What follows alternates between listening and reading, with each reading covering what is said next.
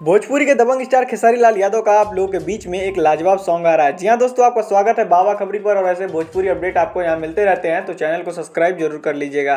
तो बात करते हैं भोजपुरी के दबंग स्टार खेसारी लाल यादव के बारे में। जी हाँ, इनका एक गाना आ रहा है यामिनी सिंह के साथ, प्यार तब प्यार है बुखारो। जी हाँ, ये गाना एक मूवी का होने वाला है जो कि काफ़ी लाजवाब और धमाकेदार होगा। इस गाने में आपको खेसारी लाल यादव के साथ प्रियंका सिंह की आवाज़ सुनने को मिलेगी और इसमें म्यूजिक और लिरिक्स दिए हैं कृष्णा बेदर्जी जी, जो कि काफ़ी लाजवाब तरह के म्यूजिक डायरेक्टर हैं। जी हाँ दोस्तों, खेसारी लाल यादव का ये लाजवाब सॉन्ग आने वाला है यामिनी सिंह के साथ। काफ़ी दिन बाद खेसारी लाल यादव आपको यामिनी सिंह के साथ दिखेंगे। म्यूजिक ऑन कैप्टन वाले चैनल से ये गाना आने वाला है जो कि काफ़ी लाजवाब और धमाकेदार होगा। और गाना अभी रिलीज भी हो गया है और गाना काफ़ी लाजवाब और धमाकेदार है।